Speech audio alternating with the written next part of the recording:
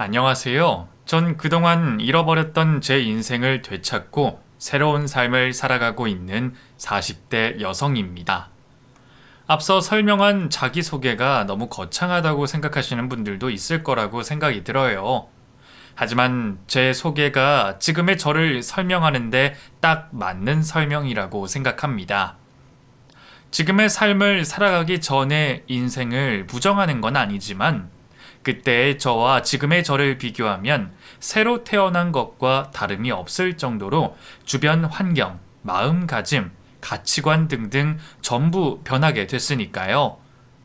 이 모든 게 뒤늦게 만나게 된 저희 엄마 덕분이죠. 이제는 웃으며 제 어두웠던 과거를 설명할 수 있을 만큼 더없이 행복한 저이기 때문에 저와 엄마가 만나게 된 이야기와 제가 어떠한 삶을 살아왔는지 또 어떻게 변하게 됐는지 여러분들께 설명을 해드리려고 합니다. 이렇게 사연을 적어 보내는 게 처음이다 보니 많이 서투를 수 있는 점 양해 부탁드리며 그 이야기를 이제 시작해 보도록 할게요. 처음에 보여드린 인사말을 보시고는 제 과거가 많이 어두울 거라고 생각하시지 못하실 것 같아요. 그런데 과거의 저는 이 세상 누구보다 큰 원망과 불신에 둘러싸여져 있던 사람이었습니다. 아주 어린 시절부터 말이죠. 가장 행복해야 할 유년 시절부터 남들과는 다른 삶을 살고 있었거든요. 저는 태어나자마자 갓난아기인 상태로 고아원 문 앞에 버려진 채 발견이 됐습니다. 제 곁에는 저의 모습이 찍혀 있는 사진이 있었고 그 사진 뒷장에는 이름과 태어난 일시가 쓰여져 있었다고 했죠. 덕분에 고아원에서 불려질 이름과 제가 태어난 생일을 알고 있는 몇 안 되는 아이가 됐지만 그러한 점들이 실질적으로 저에게 도움이 되지는 않았어요. 부모님께서 저를 찾으러 오시지 않았고 오히려 버림을 받았다는 확실한 증거가 될 뿐이었죠. 부모님을 잃어버린 아이들은 부모님과 가족들이 자신을 찾아올 거라는 작은 기대라도 할 수 있었지만 전 그럴 수도 없었습니다. 확실히 버림을 받은 거였으니 말이죠. 그나마 다행이라고 말할 수 있는 건 고아원에 계시던 선생님들 모두가 좋은 분들이었다는 거였어요. 그때는 제가 살고 있는 고아원 사정밖에 모르니 그것조차 감사하다는 걸 몰랐지만 말이죠. 정말 좋으신 선생님들이었지만 수많은 원생에게 일일이 많은 애정을 주시기는 벅찬 일이었습니다. 더군다나 소심한 성격에 스스로를 잘 드러내지 않는 저는 바쁘신 선생님들 눈에 띌 일이 없었죠. 그런 탓에 저는 항상 부족한 애정을 갈구하고는 했습니다. 동화나 TV에서 볼 수 있었던 부모님의 따뜻한 애정 어린 손길을 필요로 했죠. 그래서 봉사활동을 하러 찾아오는 사람들을 매일 기다렸던 것 같아요. 잠깐이지만 저와 시간을 보내주고 저에게 많은 관심을 쏟아주는 모습에 신이 나 항상 그분들과의 재회를 기다리고는 했죠. 꾸준히 저희 고아원을 찾아오시는 분들도 있었지만 대부분은 단발성으로 봉사활동에 끝나기 일쑤였습니다. 그런 단발성으로 찾아온 사람들에게 마음을 주고 다시 만날 약속을 믿고 있던 저에게는 다시 찾아오지 않는 사람들의 행동이 상처가 될 수밖에 없었죠. 수많은 약속을 하고 오랫동안 기다려봤지만 다시 찾아오지 않는 사람들로 인해 심적으로 상처를 받고 힘들 수밖에 없었습니다. 지켜지지 않는 약속에 희망 고문을 당할 바에는 애초에 마음을 주지 않으면 된다고 생각했어요. 그 나이에 제 마음을 스스로 지킬 수 있는 최선의 방법이라고 생각했죠. 그래서 그런 생각을 품은 이후로는 저희 고아원에 어떠한 사람들이 오더라도 사람들의 따뜻한 손길과 마음보다는 그 사람들이 가지고 오는 물건에 더 많은 관심을 가지며 저 스스로를 보호하기 시작했어요. 그런 행동들이 익숙해지고 있을 때 저에게 전혀 생각지도 못한 일이 벌어졌습니다. 저희 고아원을 찾아오셨던 한 부부께서 저를 입양하고 싶다고 말씀을 하신 거죠. 입양은 저에게 발생할 수 없는 일이라고 생각했습니다. 그럴 것도 워낙 소심하고 남들 눈에 띄지 않게 행동을 하는 탓에 주기적으로 봉사활동을 하시는 분들도 저의 존재를 잊어버리신 적이 많았거든요. 그런데 쉽게 눈에 띄지도 특별하지도 않는 저를 입양하길 원한다는 말에 놀랄 수밖에 없었죠. 제게 관심을 보이는 두 분의 모습에 낯을 가렸던 저는 아무 말도 하지 않았고 눈도 마주치지 못했습니다. 그런 저에게 양엄마 되실 분이 말을 건네오셨죠. 안녕, 이름이 예빈이 맞지? 아줌마 기억이 나니? 저번에 잠깐이지만 예빈이와 한 방에 같이 있었는데. 선생님들께 두 분이 저에 대한 관심이 있다는 걸 들었던 저는 누군지 알고 있었지만 대답을 하지 못했습니다. 그러니 원장 선생님께서 아무 말도 없는 제가 답답하셨는지 저를 대신해 대답을 하셨죠. 우리 예빈이가 워낙 조용하고 부끄러움이 많은 아이라 낯을 많이 가려요. 그래도 저번에 두 분께서 관심을 보이신다고 말을 해줬더니 많이 좋아라 했어요. 정말 착한 아이예요. 이곳에 있으면서 사고 한번 친 적 없는 아이죠. 아, 네. 예빈아, 그 아줌마랑 아저씨랑 같이 집에 갈래? 우리 예빈이 아줌마와 아저씨가 많이 사랑해주고 싶은데. 사랑을 해준다는 말, 태어나 가장 듣고 싶었던 이야기였어요. 아마 고아원에서 자란 사람이라면 누구나 동의하는 말일 겁니다. 나도 누군가에게 사랑을 받을 수 있는 존재였다니 가슴이 간지럽고 벅차오를 수밖에 없었죠. 그 뒤로 두 분은 고아원을 찾아와 저에게 인형도 주고 밥도 사주며 벌써부터 자신들의 딸이 된 것 마냥 다정하게 저를 대해주셨습니다. 저에게도 드디어 가족이 생긴다는 생각에 전 들떠 있을 수밖에 없었죠. 하지만 겉으로는 내색을 잘 하지 못했어요. 제 성격이 워낙 소심한 탓도 있었겠지만 다른 한편으로는 너무 신이 나 있는 제 모습을 본 두 분께서 입양하실 마음을 바꾸시면 어떡하나 싶었거든요. 그래서 입양이 확정돼 양부모님의 차를 타고 제가 머무를 집에 도착할 때까지 전 조용하게 가만히 있었죠. 그 어린 나이에 처음으로 가족이 생기고 내 방이 생기게 됐는데 얼마나 신이 났겠어요. 부끄러워서 겉으로는 표현을 하지 못했지만 속으론 좋아 죽을 정도였죠. 집안을 구경하고 내 방에 있는 내 물건들을 확인하는데 정신이 없었습니다. 태어나 평생 내 물건이라는 건 없다시피 했으니 정신이 나가 있을 수밖에 없었죠. 그래서 양부모님이 저에 대한 태도가 바뀐 것도 눈치를 채지 못하고 있었어요. 두 분의 태도가 바뀌었다는 걸 알아차린 건 입양이 된 당일 집에서 점심을 먹을 때였죠. 점심을 먹으라는 양엄마의 부름에 뭐든 잘 보이고 싶었던 저는 식탁에 앉아 조용히 기다리고 있었습니다. 그런데 양아빠가 식사를 하지 않는다는 말도 없이 집을 나가시는 거예요. 아무렇지 않은 일일 수도 있겠지만 분위기라는 게 어린 저에게도 느껴졌습니다. 이전 모습과 달리 매우 차가운 모습의 양아빠였죠. 양엄마는 그런 아빠를 못 본 척 했고요. 그렇게 불편한 분위기 속에 하게 된 식사 자리는 이전 양부모님과 보냈던 식사 자리와 많이 달랐어요. 이전의 식사 자리는 항상 사랑스러워하는 눈빛을 저에게 쏟아부으시며 반찬의 간은 맞는지, 음식은 뭐를 좋아하는지, 양은 부족하지 않는지 등등 온통 저에 대한 관심으로 가득 찬 자리였는데 그날은 양엄마가 저에게 단 한 번의 관심도 주지 않은 채 식사 자리를 이어가셨죠. 불편한 상황에 밥 먹는 시간은 길어질 수밖에 없었어요. 그런데 밥을 다 먹으신 엄마가 먼저 식탁에서 일어나시더라고요. 그러면서 설거지거리는 가만히 놔두라는 말씀만 남기신 채 방 안으로 들어가 버리셨습니다. 이게 무슨 일인가 싶었어요. 저는 빠르게 머리를 돌리며 제가 무슨 잘못을 한 건지 기억을 되짚어보고 있었죠. 딱히 잘못을 한 것도 실수를 한 것도 없었습니다. 그래서 두 분이 다투신 걸로 결론을 지었죠. 양부모님의 마음이 풀어지시면 다시 이전 저에게 보여주신 관심을 받을 거라 생각했어요. 그렇게 입양이 된 첫날은 모든 조심스러워하는 마음으로 하루를 보내게 됐죠.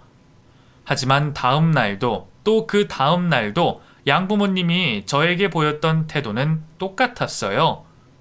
기본적인 건 다 챙겨주시기는 했지만 제 눈을 쳐다보며 대한 적도 없었고 나긋나긋하게 말을 건네주신 적도 없었죠. 식사를 하는 자리를 제외하고는 양부모님과 이렇다 할 이야기도 해볼 수 없었습니다. 한순간 저에 대한 태도가 변해버린 양부모님의 모습에 전 당황을 할 수밖에 없었어요. 그리고 두 분이 변하신 이유가 저 때문이라고 생각하게 됐죠. 낯설고 부끄럽다는 이유로 양부모님께 다가가지 못한 제 잘못이라고 생각했습니다. 그래서 용기를 내어 내가 먼저 양부모님께 다가가자고 생각을 하게 됐죠. 저 엄마라고 불러도 돼요? 마음대로 불러. 엄마, 오늘 유치원에서 제가 가족 그림을 그렸어요. 여기요. 알았어. 나중에 볼 테니 거기다 둬. 선생님께서 그림을 부모님께 보여드리고 어떤 칭찬 받았는지 적어오라고 해서요. 이거. 예빈아, 지금 아줌마 바쁜 거 안 보이니? 내가 나중에 확인한다고 했지? 그리고 유치원에서 뭐라고 하든 그대로 할 필요 없어. 그냥 네가 우리에게 듣고 싶은 말 들었다고 하고 선생님께 알려주면 된다고. 제발 내가 2번 말하지 않게 해줄래? 그리고 요즘 걸핏하면 나한테 찾아와서 내 주위에 맴도는데 너 그러는 거 신경 쓰여. 우리가 사준 인형, 장난감들 벌써 질린 거니? 더 필요하면 새로 사줄 테니까 괜히 아줌마 아저씨 근처 와서 서성이지 좀 마. 정 심심하면 밖에 나가서 친구들이라도 사귀던가. 무슨 말인지 알겠지? 양엄마의 짜증에 위축되기는 했지만 그럼에도 전 두 분에게 다가가려고 노력을 했습니다. 유치원에서 친구들이 부모님과 선생님들께 하는 걸 유심히 지켜본 다음 생전 처음으로 애교라는 것도 양부모님께 피워봤죠. 하지만 제 애교를 보고도 두 분께서는 심드렁한 모습을 보이셨어요. 자신들의 소중한 시간을 빼앗긴 듯 한숨까지 쉬셨죠. 그날 저는 마음에 큰 상처를 받게 됐고 저 역시도 두 분에게 잘 보일 마음을 접게 됐습니다.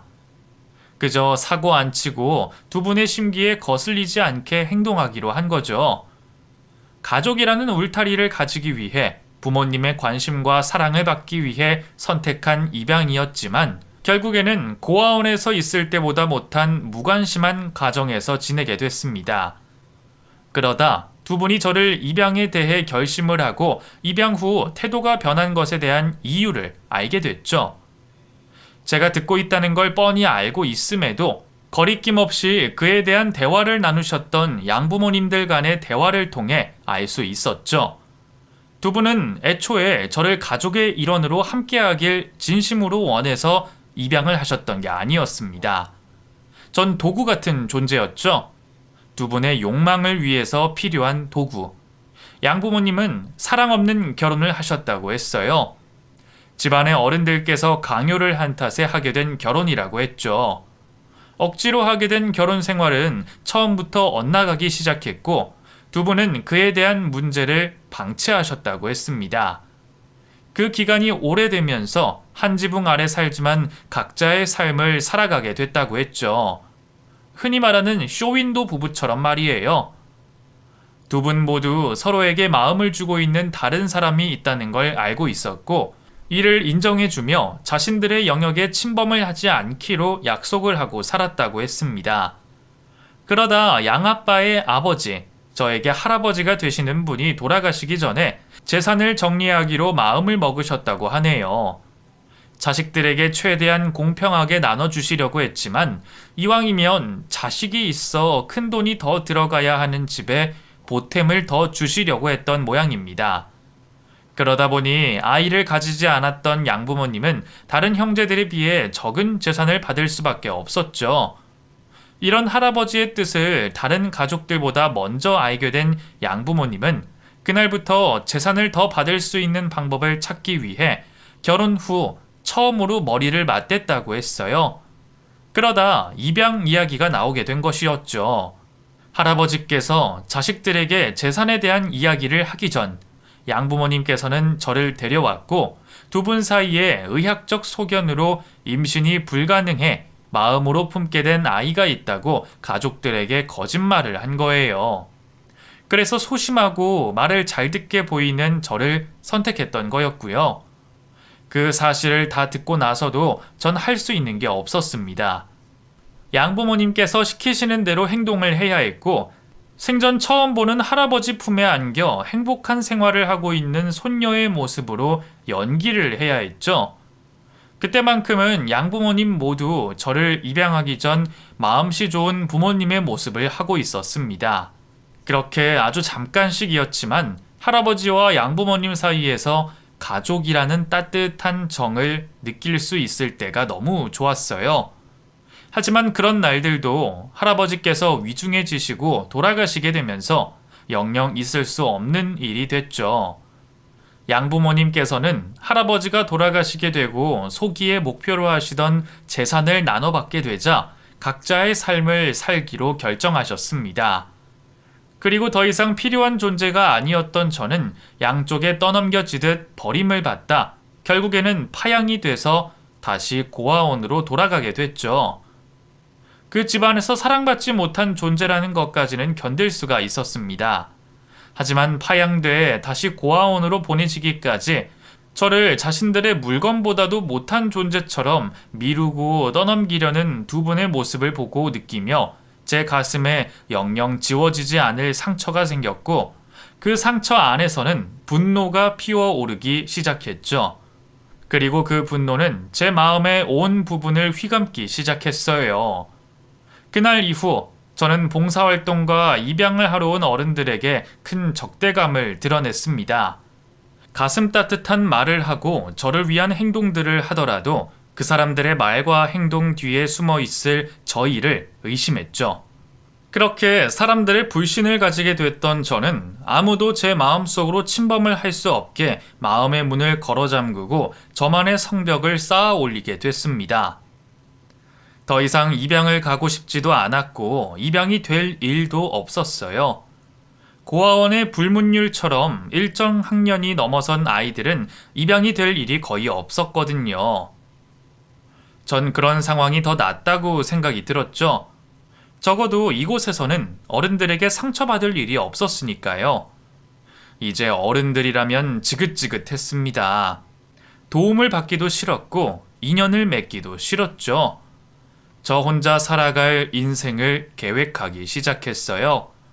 이곳에 평생을 머무를 수는 없으니 퇴소 이후의 삶을 살아갈 준비를 해야 한다고 생각이 들었습니다. 우선 공부가 최우선 순위에 있어야 한다고 생각했죠.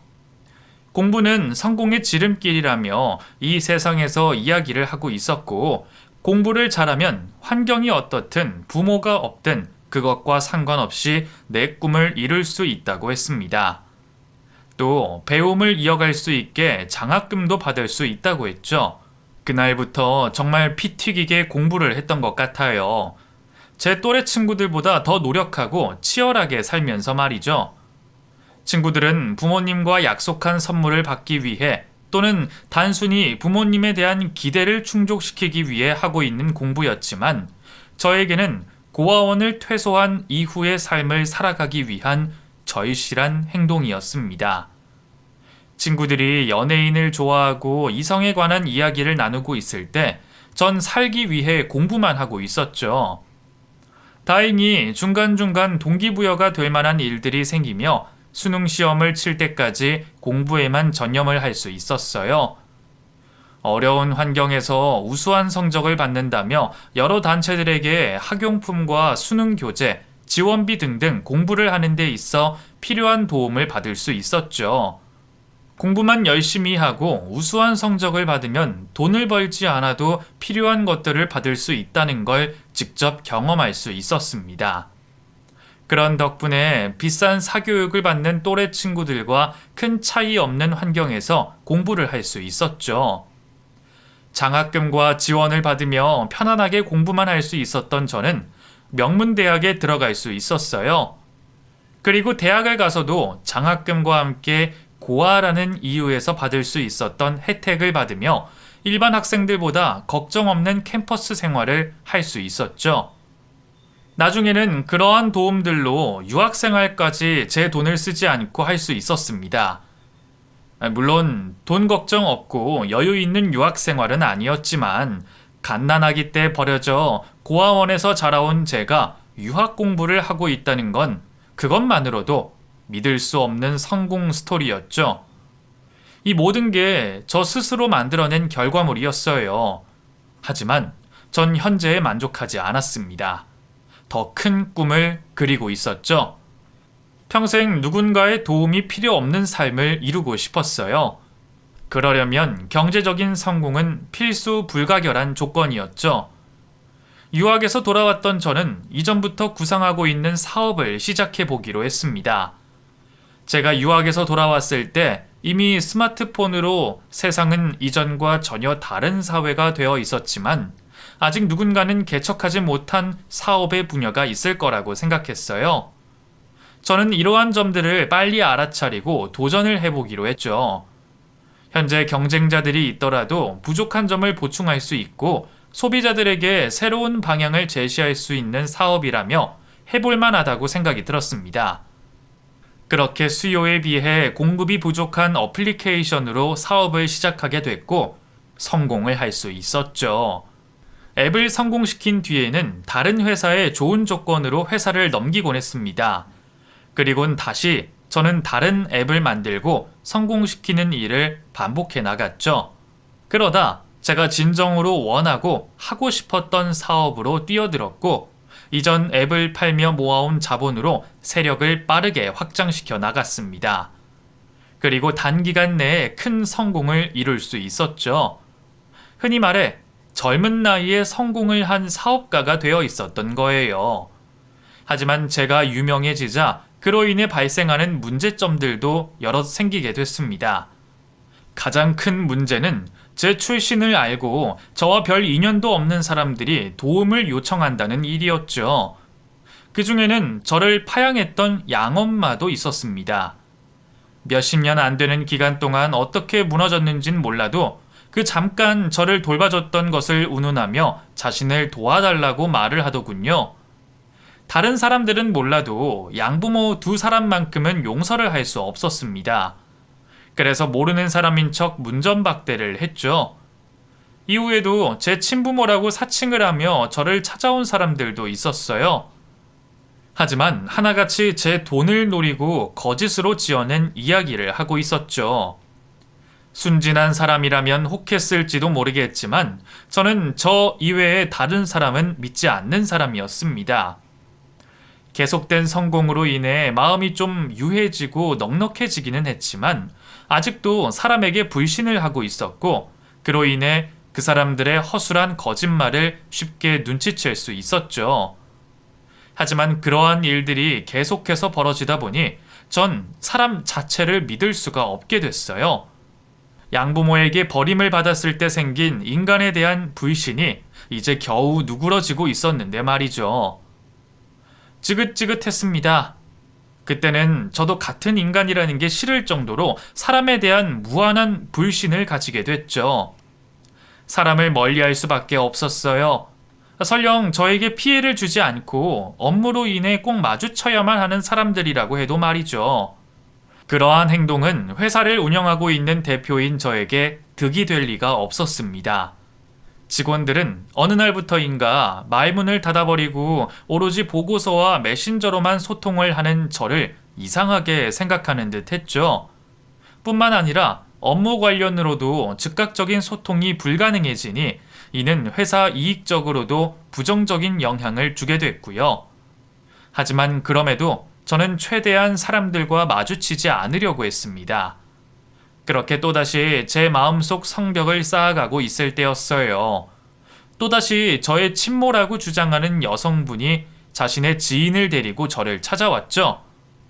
회사 직원에게 일을 듣게 된 저는 당연히 이번에도 저의 돈을 노리고 찾아온 사람들이라고 생각했어요. 그래서 회사 앞에서 기다리고 있다는 그 사람들을 피해 출퇴근을 하게 됐죠. 그렇게 며칠이나 지났을까? 이번에 저를 찾아온 사람들은 쉽게 물러서지를 않았어요. 꽤나 지독한 사람들이라고 생각이 들었죠. 불안감을 조성한다는 명목으로 경찰에게 신고라도 해야 하나 고민을 하고 있을 때였습니다. 갑자기 회사 사무실이 격양된 목소리로 시끄럽게 변하기 시작했죠. 무슨 일인가 싶어 블라인드를 걷고 사무실을 보려는 순간 말리는 직원을 끌고 누군가가 제 방 안으로 들어왔습니다. 바로 저의 친모라고 주장을 하던 사람들이었죠. 죄송합니다, 대표님. 이분들이 막무가내로 밀고 들어오셔서.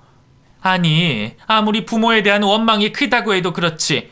사람이 몇 날 며칠 동안 코앞에서 기다리는데 그 잠깐도 시간을 못 내줘요? 들어오라는 말 평생 못 듣게 될 것 같아서 직접 쳐들어왔수다. 이런 상황이 벌어지는 것 자체가 싫었던 저는 최대한 감정적인 소비가 없도록 냉정하고 빠르게 상황을 마무리 지으려고 했어요. 이런 일 한두 번 겪어본 줄 아세요? 무슨 말을 어떻게 듣고 오셨는진 모르겠지만 제 친모라고 주장하시고 싶으시면 최소한 믿을 만한 곳에서 받은 유전자 검사 결과라도 가지고 오셔서 말씀하세요. 겨우 사연 몇 개 풀고 눈물 몇 방울로 사람 쉽게 속이려고 하지 마시고요. 전 제가 믿을 만한 결과물이 없으면 아무것도 믿지 않습니다. 그럼 그것들 준비하신 다음에 찾아오세요. 아가씨야말로 무슨 일을 어떻게 겪었는지 모르겠는데 아가씨가 그렇게 바라는 증거 가지고 있으니 이거 보고 나서 유전자 검사든 뭐든 가지고 오라고 해요. 언니, 뭐하고 있어? 어서 보여줘. 저에게 따지듯 말을 해오던 중년의 여성은 옆에 있던 분이 제 친모라며 그 증거를 저에게 보여주자고 했죠. 그런데 제 친모라는 여성분은 뭔가 이상해 보였어요. 계속해서 그 자리를 떠나려고 하고 있었죠. 거기다 수화를 하는 모습을 보니 말을 하지 못하는 청각장애인 같아 보였어요. 그 모습을 보니 화가 더 많이 나더군요. 이제는 하다못해 별별 사람들이 다 꼬이는구나 싶었죠. 적당히 알아듣게 말을 해서 돌려보내면 이 세상 어렵다는 사람들 전부를 만나야 할 것 같았습니다. 이 기회 제대로 혼쭐을 내 돌려보내야겠다고 생각했죠. 저기요, 그렇게 돈이 필요하면 열심히 일을 해서 얻으세요. 저는 누구 도움받고 이 자리에 온 줄 알아요? 내가 당신들보다 더 어려운 환경이었을 거라고. 그래서 당신들처럼 사람 마음 가지고 장난치려고 하는 사람들 보면 얼마나 화가 나는 줄 알아? 남의 상처 들쑤셔놓고 아님 말고라는 식의 태도 정말 혐오스럽다고. 부모, 형제, 친구 다 가진 당신들은 몰라. 내 마음이 어떠한지. 그래서 이런 사기나 치는 당신들 같은 사람들 정말 증오한다고. 나가. 당장 내 방에서 나가라고! 감정의 조절이 되지 않았던 저는 눈물이 터져 나오며 소리를 쳤고 제 방에 들어온 두 사람을 내쫓으려 했습니다. 그때 제 입모양을 보고 있던 여성분 눈에서 눈물이 흐르며 저를 붙잡았죠. 그러며 자신의 가슴 속에 품고 있던 사진을 건네줬습니다.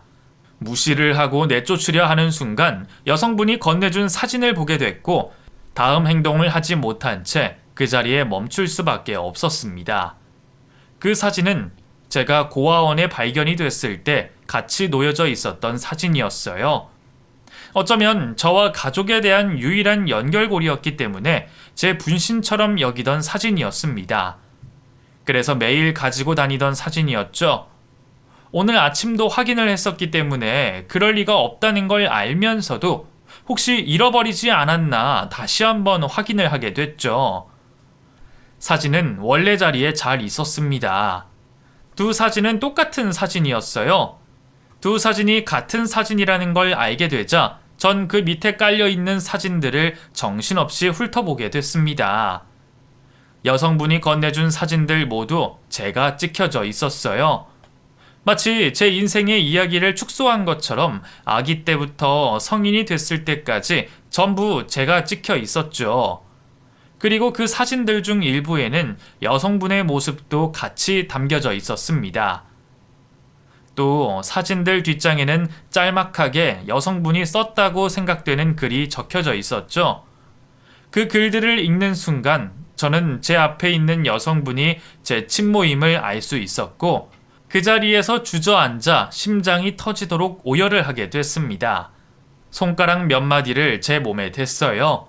그렇게 한참을 울고 있던 제가 조금 안정이 되자 엄마는 종이에다가 미안하다는 사과와 함께 저를 고아원에 보낼 수밖에 없었던 이유를 적어 보여줬습니다. 그 이야기를 듣게 됐던 저는 엄마를 이해할 수 있었죠. 엄마는 참 많이 힘든 인생을 살아오셨습니다.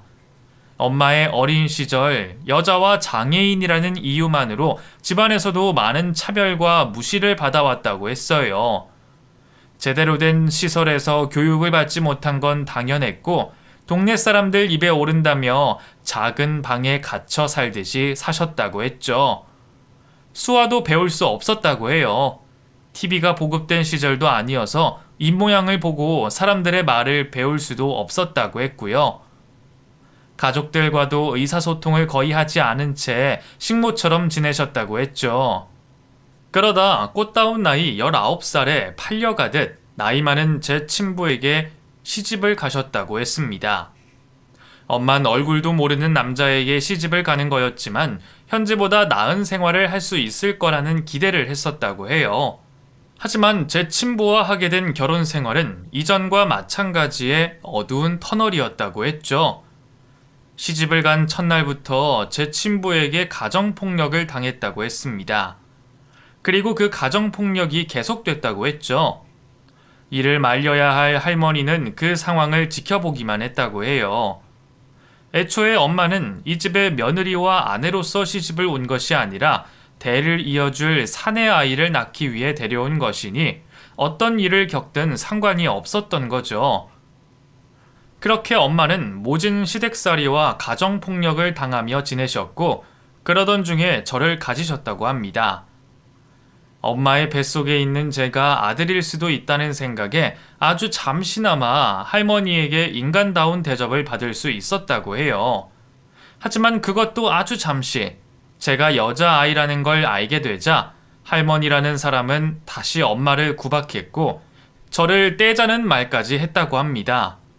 제 친부 역시도 대를 이을 수 있는 사내 아이를 갖지 못한다며 다시 폭력을 일삼았다고 해요. 그런 악마 같은 두 사람들 사이에서 저를 가까스로 지켜낸 엄마는 동네 주민들의 도움으로 병원에서 저를 출산할 수 있었다고 합니다. 하지만 저를 낳고 나서가 문제였었죠. 엄마의 뱃속에 제가 있다는 걸 알면서도 폭력을 휘두르는 친부와 여자아이는 아무짝에도 쓸모가 없다며 손녀를 벌써부터 벌레만도 못하다고 생각하는 할머니 사이에서 키울 수 없을 거라고 생각을 한 거예요. 또 듣지도 말하지도 못하는 엄마가 집안 사람 누구의 도움 없이 저를 건강하게 키울 수 있을 거라는 생각을 할 수 없었다고 했습니다. 여자와 장애인이라는 이유만으로 힘든 삶을 살고 있던 엄마는 제가 자신과 똑같은 인생을 살지 않기를 바라셨고 고아원에 저를 보내는 게 최선이라고 생각을 하신 거죠. 누군가는 엄마를 손가락질할 수 있겠지만 전 이해가 갔습니다. 이 세상에 믿을 사람이라고는 하나도 없었을 엄마였으니까요. 그렇게 엄마는 저를 낳고서 얼마 지나지 않아 움직이기 힘든 몸을 겨우 일으켜 고아원 앞에 데려다 두셨다고 합니다. 그리곤 저를 출산하고 난 이후 병원에서 찍어준 사진 뒤에 제가 태어난 일시와 이름을 적어 두셨던 거죠. 엄만 저를 고아원 앞에 두고도 한참을 숨어서 지켜보고 계셨다고 해요. 혹시 제가 발견이 되기 전 잘못될까 싶어서 말이죠. 고아원 선생님들에게 발견이 되기 전까지 몇 번이나 움직이기 힘드신 몸을 가지고 왔다 갔다 하시며 저를 확인하셨다고 합니다. 그러다 제가 고아원 선생님께 발견이 되어 안으로 들어가게 되자 그제서야 자리에 엎드려 눈물을 흘리셨다고 했죠. 그렇게 저를 고아원에 두고 떠나신 엄마는 그날 이후 지옥 같은 나날들을 보냈다고 합니다. 제가 사라진 것에는 관심도 없는 친부와 할머니의 가정폭력과 괴롭힘은 계속됐지만 그것들은 엄마를 괴롭게 하는 것들이 아니었다고 해요. 오로지 자식인 저에게 몹쓸 짓을 스스로 하게 된 것에 대한 고통 속에 몸부림치셨다고 하셨죠. 그러다 결국 저를 보러 찾아오셨다고 합니다. 물론 제 친모라는 사실은 숨긴 채 말이죠.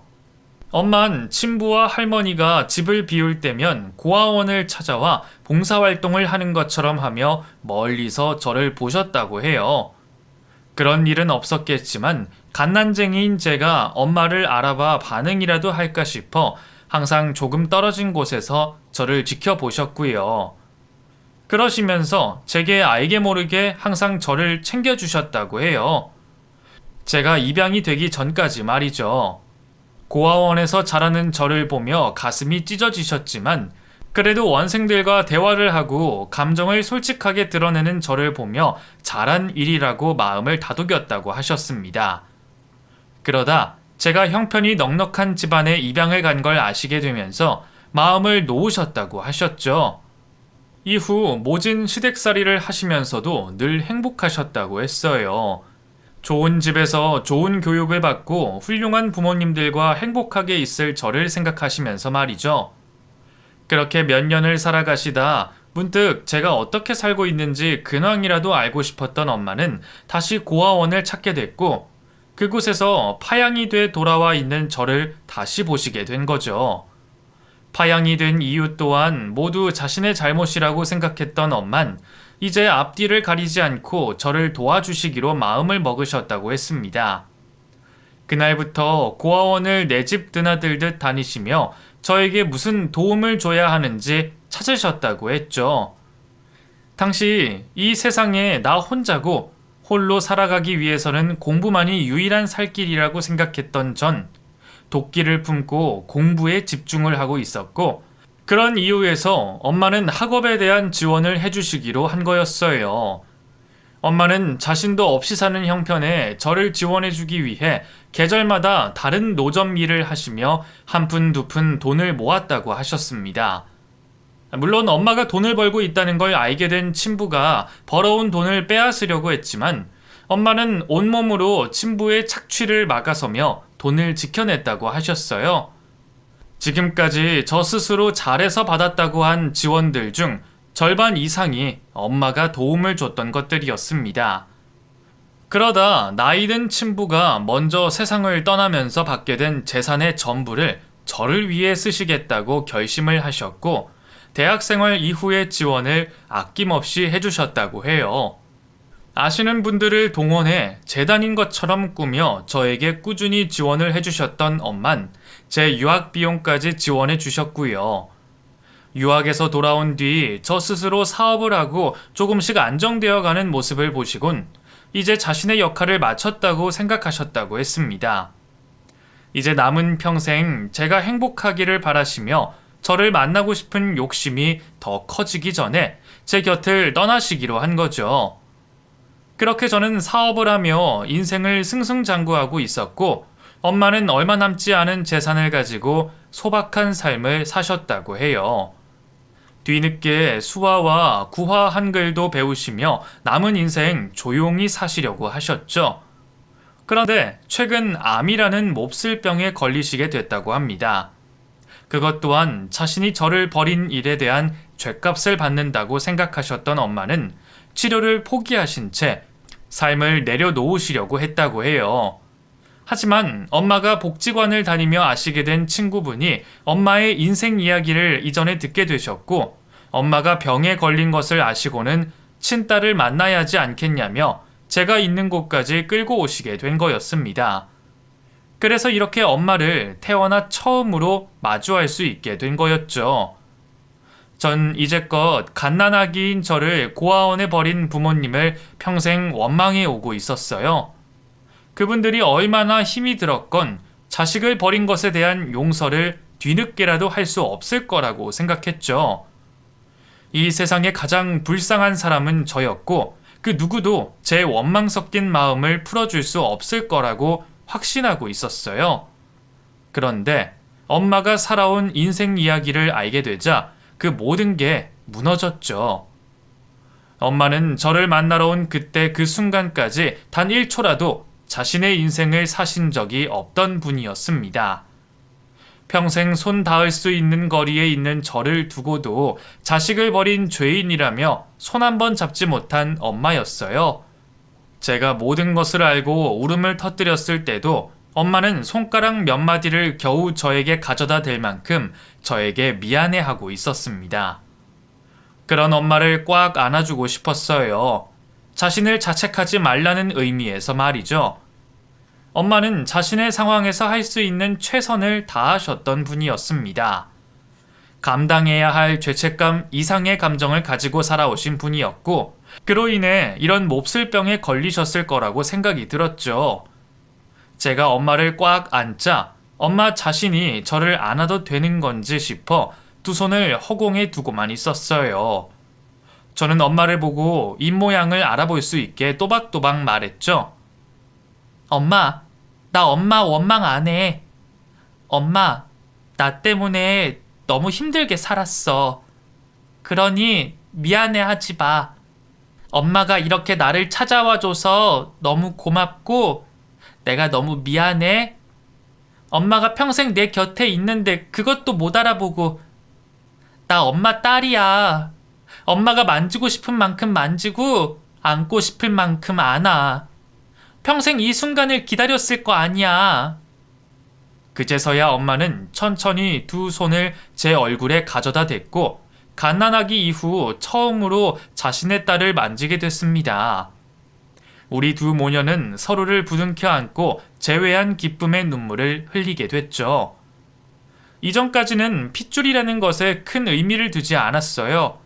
그런데 정말 피는 물보다 진한 건지 처음 보게 된 엄마와 같이 있는 시간이 전혀 어색하지 않았죠.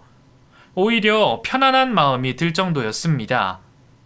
그날 밤 저는 엄마와 엄마의 친구분을 집으로 모시고 와서 저녁 식사를 대접해드리고 많은 이야기를 나누게 됐죠.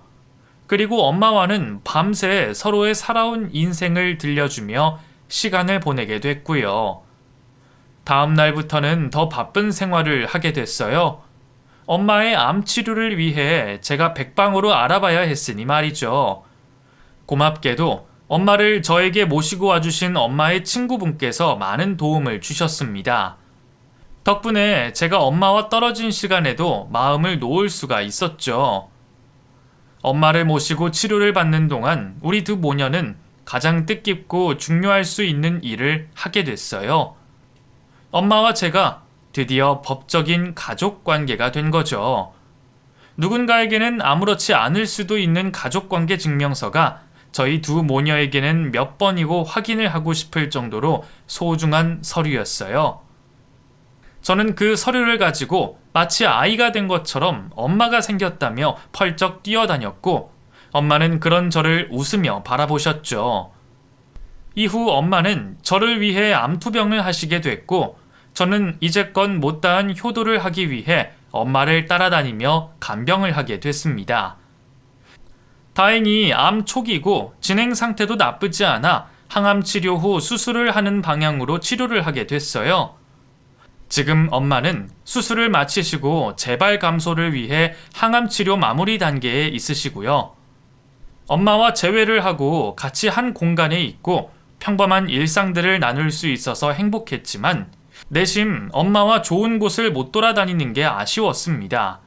좋은 선물도 맛있는 음식도 치료 때문에 못 해드렸고요. 그런데 이제 치료가 다 끝나면 밀려있던 숙제를 하듯 매일 하나씩 엄마에게 해드리려고 해요. 엄마가 저를 위해 얼마나 마음 졸이고 아파하셨는지 알았기 때문에 그 모든 걸 대신 보상해주고 싶은 마음이 한가득입니다. 엄마가 평생 제 곁에서 저를 지켜와 주셨으니 이제는 제가 엄마를 평생 지켜줄 차례니까요. 어렵게 되찾게 된 엄마와의 행복, 영원히 지켜나갈 겁니다. 그 행복을 엄마가 만끽하실 수 있게 제가 건강 챙겨드릴 거고요. 꼭 그렇게 행복하게 살겠습니다. 저희 두 모녀 응원해 주시길 바라겠고 제 이야기 들어주셔서 감사합니다.